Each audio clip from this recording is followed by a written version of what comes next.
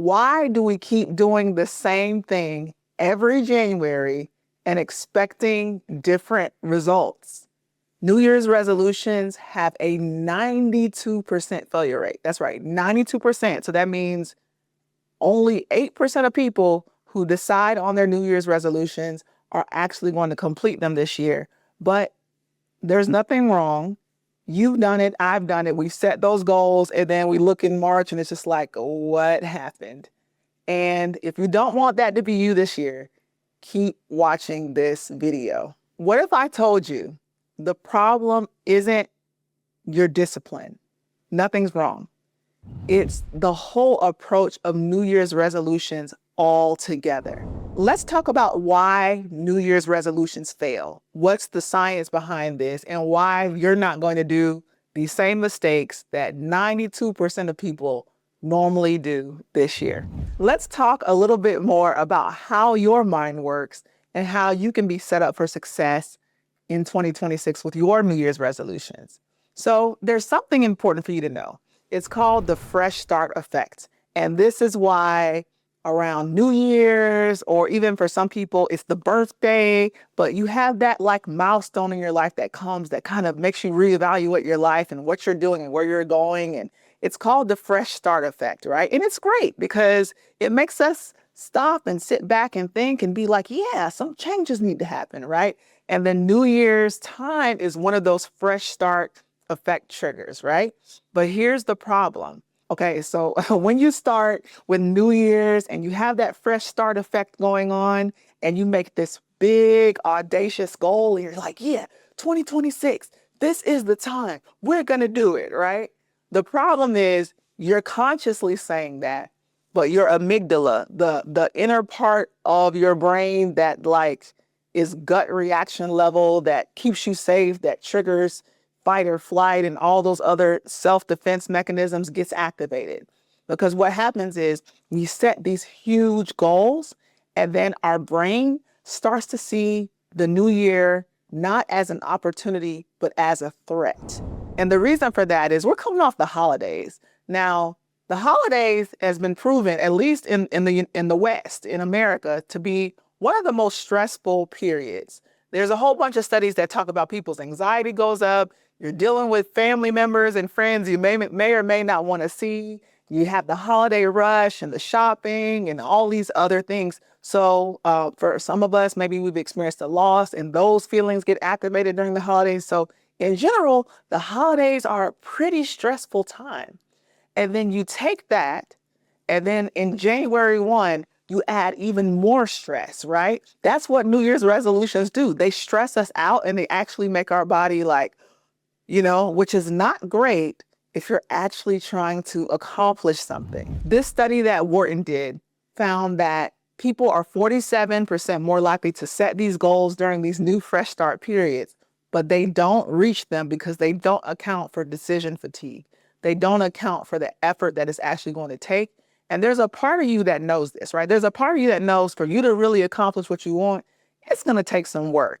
You haven't gotten to where you've gotten just by taking it easy, right? Anything you wanted for in your life, you had to put in some effort and put in some work to get it. So your body and your mind and your brain deep down know this, right? So just because the fresh start effect is going on does not mean that New Year's resolutions in themselves are not stressful, right? And so how do we bridge those gaps so that you succeed this year? So the key point I want you to take away from this is that New Year's resolutions by nature, we feel like they have to be bigger and better, but we're already coming off of a generally stressful period, and New Year's resolutions by themselves are adding even more stress. So what do we do? How do we account for this, right?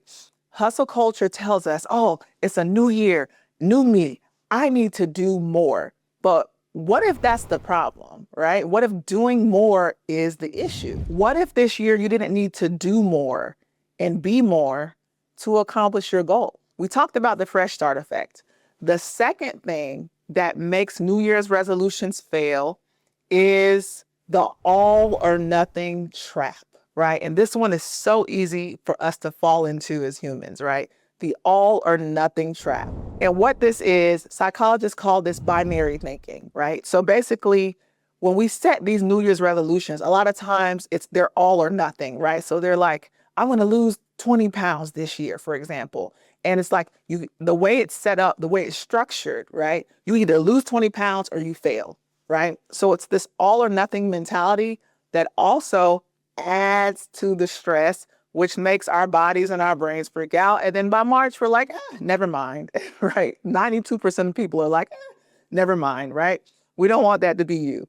So this idea that you have to have this all or nothing goal is also the trap that people fall into. And it's like with that goal, miss one gym session, the whole, you say, I want to go to the gym 5 days a week, in January. You miss one, week 2, now the whole goal is failed, right? That's the all or nothing trap as well. Or I'm going to eat healthy. And then one day you get stressed out. And if you're like me, you reach for that cupcake that you said you weren't going to eat. And now all of a sudden, it's all failed, right? That's the all or nothing trap playing itself out as well. And so what happens with this all or nothing mindset is that we just end up quitting and then giving up when all we had to do was potentially adjust. Coming out with why New Year's resolutions fail and what to do instead, right? We talked about a couple of reasons why resolutions backfire, right? Number one, we have the fresh start effect going on and we're like super over optimistic than what we need to be to actually get something done. Number two, the all or nothing trap, right? That we just talked about, all or nothing, right? The third reason why New Year's resolutions tend to fail is because they don't address the root cause. Let me give you an example. So most New Year's resolutions that people make are symptoms, not solutions. You want to lose weight, and so you say, I'm going to the gym 6 days a week. But the issue has been probably, or maybe, or underneath, or contributing to the weight is that you've been really stressed. And so you might tend to stress eat, for example. So maybe you work on your stress instead. You find time to take more breaks throughout the day and you reduce the burnout, and that helps you lose weight. You see what I mean? Like sometimes the symptom is not the root cause. So if you're stress eating from burnout, trying to go to the gym more and creating more stress on your body is not necessarily going to help you. It can support you, but we have to address the cause underneath. Another example would be productivity. So I want to be more productive this year. I want to get XYZ done. I want to start my business. I want to grow my income. I want to do all these super productive things, right? That's a great goal in theory. But if you're not being as productive as you'd like to be, maybe the issue isn't that you need more productivity. Maybe the issue is that you already feel very overwhelmed and behind in your life, right? So maybe we have to address the overwhelm and find things to reduce so you can really focus on what matters. You see what I mean? Like we have to address the burnout underneath to be able to get to the result we want. Because if you're already feeling behind and you already feel like this year wasn't as productive as you wanted it to be, adding on these all or nothing things so that next year can be even more stressful for you is ultimately not going to help you be more productive. The bottom line is that if you don't address the root cause, the resolution will not stick. So we have to make sure that you take some time to figure out what's the root behind the resolution that you're making. Reason number 4 of why the New Year's resolutions fail and don't stick is because you're already exhausted from December. I kind of hinted at it earlier, but for a lot of people, the holidays coming off of Thanksgiving and going into Christmas and then the New Year's parties and celebrations is wonderful.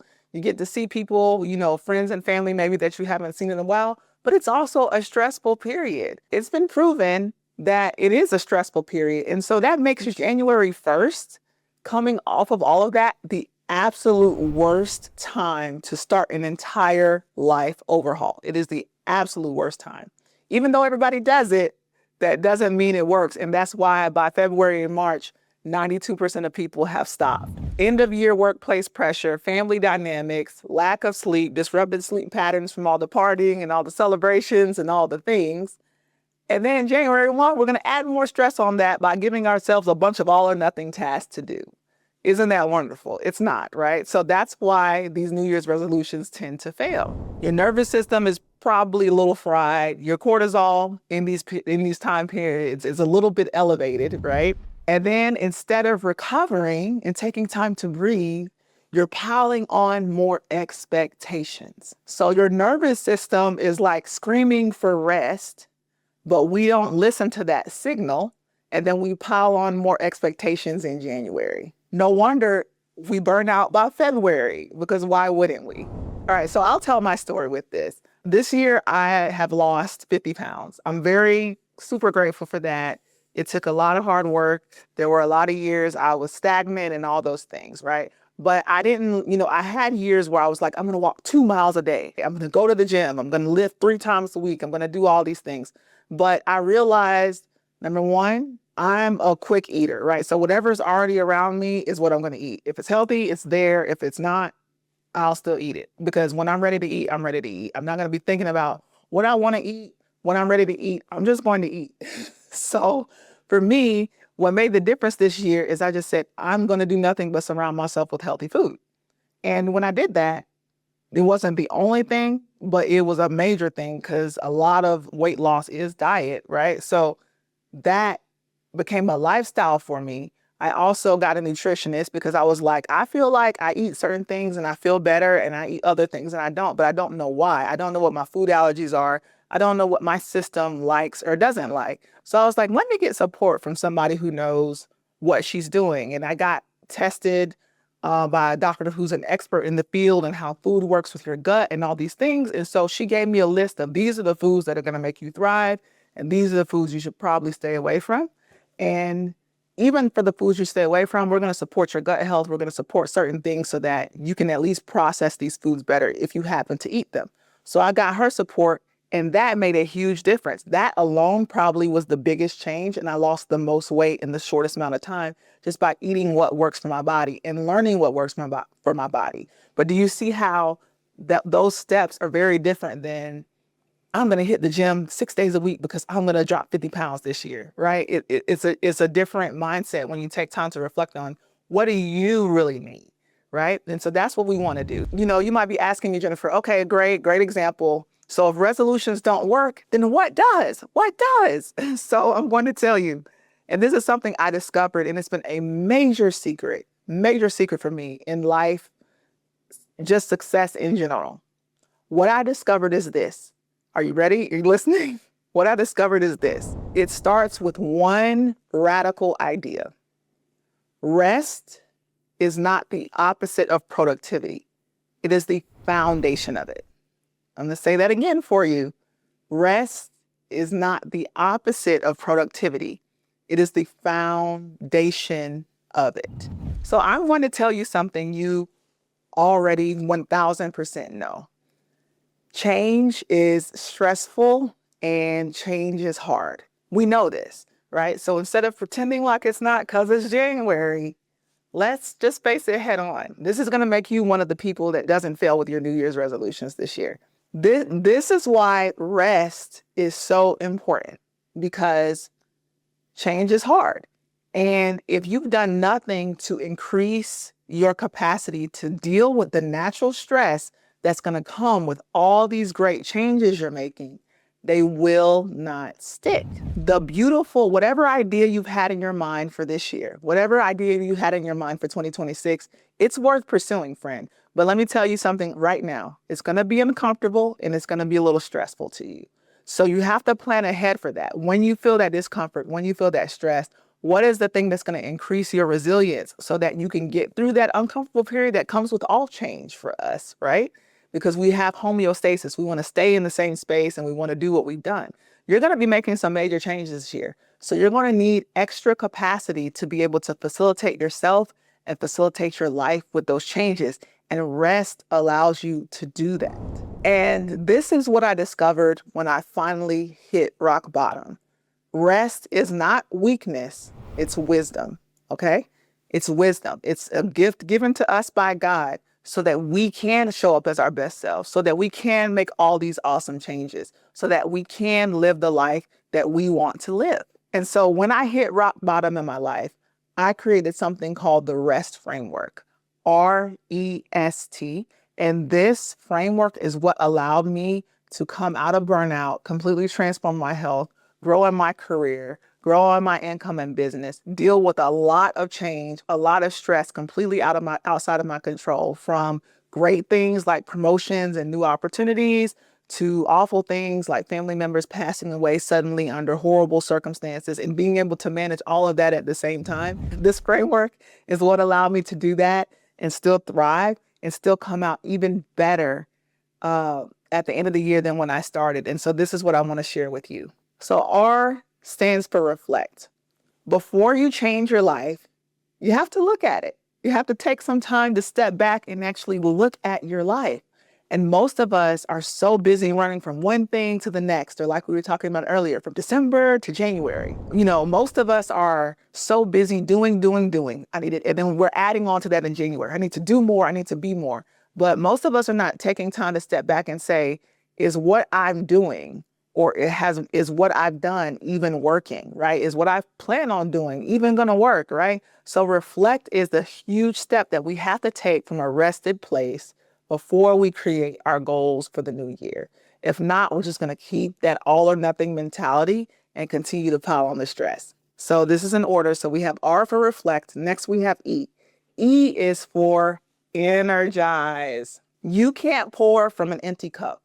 Again, you have all these amazing things you want to do, all these things, you want to accomplish this year. And I hope and pray you do, right? But in order to even make those changes, it's going to take energy. So do you know what energizes you? Do you know how you should best recharge? There's so many steps into this, and I go into it more in my book. S is for strategize. The most impactful, important, groundbreaking decisions you can make and will make in your life don't come from a stressed place. They come from a rested place where you have clarity and you have space to make the best move for you at this time. And that's what Strategize is all about. The main point I want you to remember about the Strategize step is that clarity requires space. As we jump into this new year, coming off of the holiday stress, have you given yourself space to truly think? Not just reflect, but also think about how you can be more effective in what it is you seek to do. And the last step is thrive. This is about building sustainable success that doesn't leave you empty, right? More success while still keeping your sanity, while still keeping your relationships, while having more freedom, more time. And I know that sounds like a juxtaposition, but it isn't. And I go into how to do both in the book. So that's the R.E.S.T framework. R, reflect. E, energize. S, strategize. And T, thrive. Those are the 4 steps you should take before you create your resolutions and before you jump into all the hustle of the new year. So how do you make a New Year's resolution that won't fail this year? What can you do? 3 simple steps. Okay, we're going to keep it simple. All right, number 1, choose one thing. I know there's so much in your life you want to change. You may have health goals and career goals and financial goals and 20 things you want to accomplish. And that's wonderful. And I hope you accomplish them all. But don't make that all or nothing mistake. Don't make that overconfidence mistake that 92% of people are going to make this year. Choose one thing to be the primary thing. Okay, so do you have that in your mind? The one thing you want to accomplish this year? If not, go through those 4 steps we just mentioned before, but choose one thing. Then number 2, look at the root, not the fruit, right? So take, for example, something like, I'll just use weight loss because that's a common goal for a lot of people, or it could be like making more money, especially in this economy. Why not, right? Look at the symptom. The symptom is probably the level you're starting on. So I'm overweight, or I'm not making the income I'd like, or I'm not, my relationships aren't where they want to be, whatever that thing is for you, right? You look at it and you ask the question, right? You're going to ask this question, and why is that, right? And then you're going to ask the question, and why is that? And then you're going to ask the question, and why is that? And you may go through at least 5 to 7 levels before you get to the real root of what you need to address in your life. And you're going to make your resolution about the root of the thing, not the fruit of the thing. Because if you do it here, if you create a shallow goal, if you create a shallow symptomatic resolution, by the time March comes, you're going to be done. If you start to focus on the root issue, you're going to see powerful transformation this year, friend. And third, make it an easy habit. So the cool thing about habits is that once things are habits, they don't take up as much brain power. You know, I mentioned earlier that like change is stressful and new things are stressful and new expectations are stressful. But once something is a habit, it's pretty much a habit. Like you don't spend a lot of mental and emotional energy, hopefully not, brushing your teeth in the morning, for example, because if you've just done it every day for most of your life at this point as an adult, it's something that you can just do without thinking. You don't have to, think about each stroke. You don't have to worry about, if you're brushing long enough, you already have your habits down, right? Or taking a shower. Like taking a shower doesn't stress you out. You know how to do it. You've done it a million times, right? And so that's the beautiful thing about habits. If we can choose one thing, look at the root, not the fruit, and then make a habit out of addressing the root cause of what it is that we want to see change in, and focus on that one thing this year, it's going to be a way more powerful approach that is going to make you a lot more likely to be successful this year. So you'll be way more likely to keep your resolution if you turn it into something that you do at the same place, at the same time, on a regular cycle, right? Whatever that root cause it is that you're addressing. So here are some examples. Instead of, I'm going to lose 20 pounds, try, I'm going to honor my body's need for rest and nourishment by getting 7 to 8 hours of sleep per night. Because sleep is the foundation of everything else, right? If you're trying to lose weight and build your health and you don't get enough sleep, you're shooting yourself in the foot, right? So maybe sleep is the issue, right? Maybe lack of sleep might be causing a lot of things like stress eating and all these other things, right? So just having sleep can make a big difference. Instead of I'm going to lose 20 pounds, you focus on the root, right? Which might be not enough sleep, exhaustion, stress eating, right? So then the habit that addresses that root is I'm focusing on 7 to 8 hours of sleep per night to help honor my body's need for nourishment and rest, right? That's an example of a great resolution that you can turn into a habit that will provide a lot of change for you this year. And in case you're like, oh, Jennifer, that's soft, there's science to back this up. Sleep-deprived people consume on average over 300 more calories per day. How much do you think that adds up to in a year, right? And if weight loss is the goal, that's not something that you want to be doing, adding 300 extra calories per day, plus not allowing your body to process that stuff because you're tired. So the result, if you do that, if you address the root, is that better sleep would equal less stress eating, would equal less stress, so less elevated cortisol, which makes your body hold on to fat, more regulated hormones, right? Which could ultimately lead to more ideal weight naturally, without you having to kill yourself at the gym. Although if that's your goal and that's the root and you really want to build the discipline and all those other things that come from the gym, have at it. But the one thing you focus on is that sleep, right?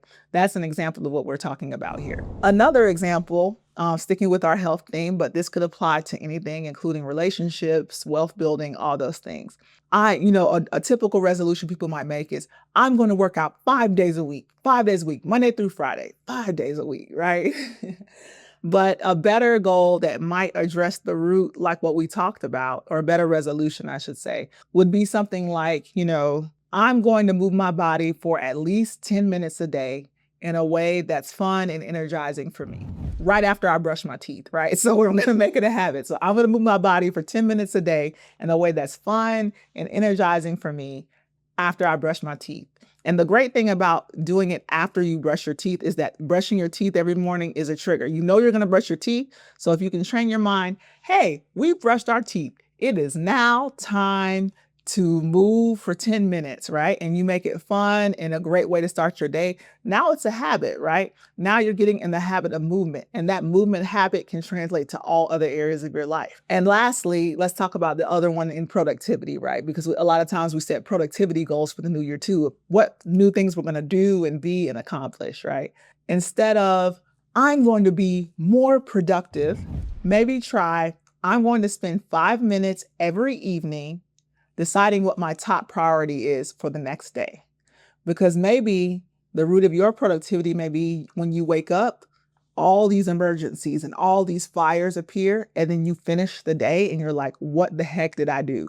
I didn't get anything accomplished that I wanted to get done today, right? So by adding that one small habit of identifying your top priority for tomorrow, today, right before you go to sleep, so your subconscious brain is thinking about it, right?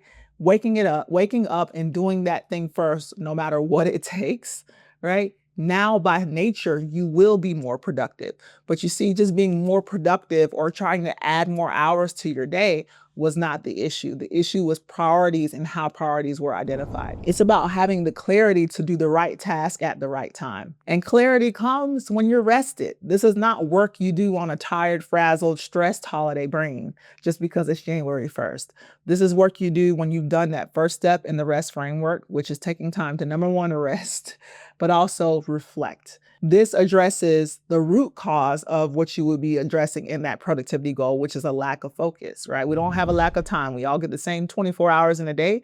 So we have productivity goals. Probably there's some areas in our focus that we could continue to grow in. And there was a study by Harvard that showed this. People who just take 15 minutes a day to reflect on their day, which is why that is the first part of our REST framework, were 23% more productive, right? So you see, instead of taking time to add more stress, just take time to add one simple habit that addresses the root, reflection every day, and then you could potentially experience up to a 23% jump or even more, depending on your case, in your productivity. So you see, this is a completely different way of approaching our resolutions not from a place of stress that triggers us and makes us feel like failures by February, but in a way that becomes a sustainable habit, a sustainable lifestyle for us. And that's what we want. As we continue to build and grow our lives, we want things to become habits so that we are succeeding on autopilot and it's not adding any more stress or pressure to us. So here's my invitation to you. This year in 2026, what if you tried something radically different? Radically different. What if instead of adding more to your plate and falling into those all or nothing traps and falling into the fresh start effect and adding all this stuff to your plate, what if you committed to getting rid and taking things off of your plate, getting rid of the things that drain you, getting rid of the things that don't add value to your life anymore, whether it's people, places, relationships, habits, all of that stuff? What if you focused on removal instead of addition? What if you focused on starting the year with rest so that you could actually make a habitual resolution that addresses the root cause of the change you want to make in your life that will actually help you transform by the end of the year?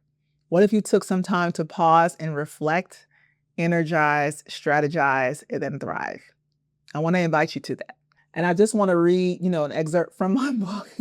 I don't have it memorized word for word, but this is the heart of what I want to share with you. You don't have to run on fumes to prove your worth. You don't have to earn rest through exhaustion. You were created to reflect, to recharge, to plan with purpose, and to thrive with peace. That's what the REST framework is all about. I spent years researching the neuroscience of success, the neuroscience of what makes us successful, economic outcomes, life outcomes, goal achievements, all the things. Like how do we become the best version of ourselves as humans, right?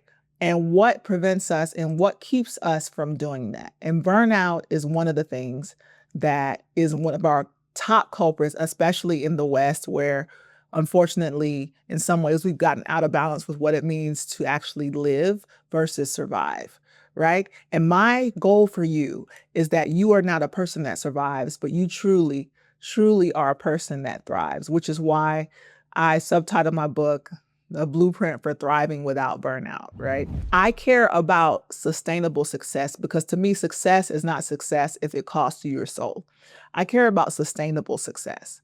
And I've been in toxic situations and toxic, circumstances of my own making that made me think that I had to kill myself to succeed. And that's just not the case, friend. So if that resonates with you, I want to invite you to check out my book, Rest is the New Hustle, A Blueprint for Thriving Without Burnout. It's currently available on Amazon under Jennifer Y. Afriye, and the link is in the description below. Please check it out. Please read it. Please get it in your spirit and in your heart, because I believe the strategies, the tools, the frameworks in there are going to help make this your best year yet. I believe you're going to be one of the people that is in that 8% that actually gets it done this year, not the 92% that burns out by February. If this really, really resonated with you, I've created a special book bundle just for you. So the book is available everywhere for you to purchase on Amazon. But I've created a special book bundle for you, and the link is in the description below. And that includes videos, training, workbooks for you, all these things to help you really take the time to go through these steps, game it out, and plan it out for your life this year. This book bundle is like the ultimate implementation guide that's going to help you create a life you can be really, really proud of this year, for sure. So if you're ready to put all this into practice, check out the links in the description below. Can't wait to see you on the other side. Happy New Year. I believe this is going to be one of your best ones yet. If you gotten through to the end of this video, you're a special person with a special mission. And I believe the tools and tips and frameworks in my book, Rest is the New Hustle, a blueprint for thriving without burnout, and the information that's in the book bundle to help you apply all this and walk through it this year is going to absolutely support you in those goals. But you're already on your way. Congratulations for getting to the end of this video. And if you don't mind, please like, subscribe. All that stuff helps other people find content just like this, and it helps me out as well. But I'm always so appreciative of you watching to the end of this video. You did not have to. So thank you. Happy New Year. And I believe it's going to be your best one yet. See you on the next one.